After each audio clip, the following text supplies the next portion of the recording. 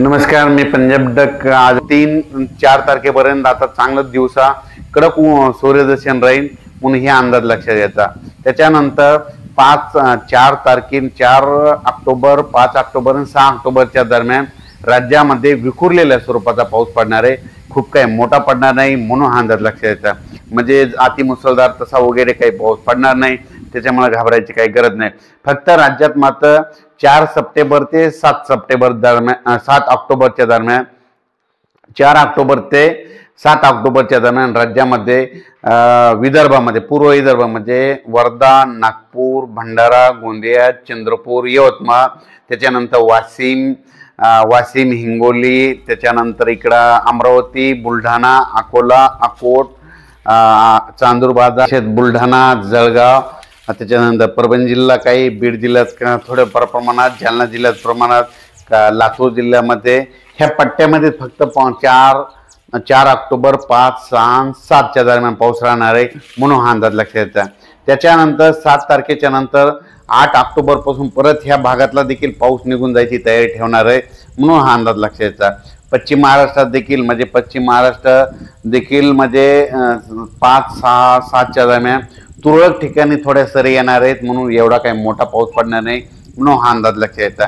उत्तर महाराष्ट्रात देखील 5, 6, 7च्या दरम्यान तुरळक ठिकाणी पाऊस पडणार आहे, खूप काही मोठा पडणार नाही म्हणून हे अंदाज लक्षात घ्यायचा। 8 तारखेला मात्र राज्यातला बऱ्याच ठिकाणचा पाऊस निरोप घेणार आहे म्हणून हे अंदाज लक्षात घ्यायचा। त्याच्यानंतर 10 ऑक्टोबर पासून राज्यातील बऱ्याच भागातून महाराष्ट्रातून पाऊस निघून जायलेला दिसत आणि त्याच्यानंतर 15 ऑक्टोबरच्या दरम्यान मात्र राज्यामध्ये मात्र महाराष्ट्रातून पाऊस निघून जाणार आहे म्हणून हा अंदाज लक्षात घ्यायचा।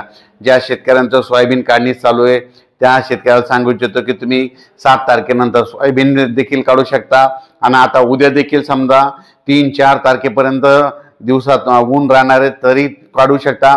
फक्त 4, 5, 6च्या दरम्यान थोडं काय करायचं, दुपारपर्यंत काढायचं। एखाद्या तुरळक ठिकाणी स्थानिक वातावरण तयार होऊन पाऊस येतो म्हणून त्याच्यामुळे त्याची झाकण्याची देखील तयारी ठेवायची। पण राज्यात असा खूप काही मोठा पाऊस नाही म्हणून हा अंदाज लक्षात घ्यायचा। म्हणजे जाता जाता काय होणार आहे, शेवटी मग हा पाऊस महाराष्ट्रातून 15 ऑक्टोबरला कायमचा निघून जाईल आणि 2 नोव्हेंबरला मात्र राज्यात तीव्र थंडी असणार आहे म्हणून हे अंदाज लक्षात घ्यायचा।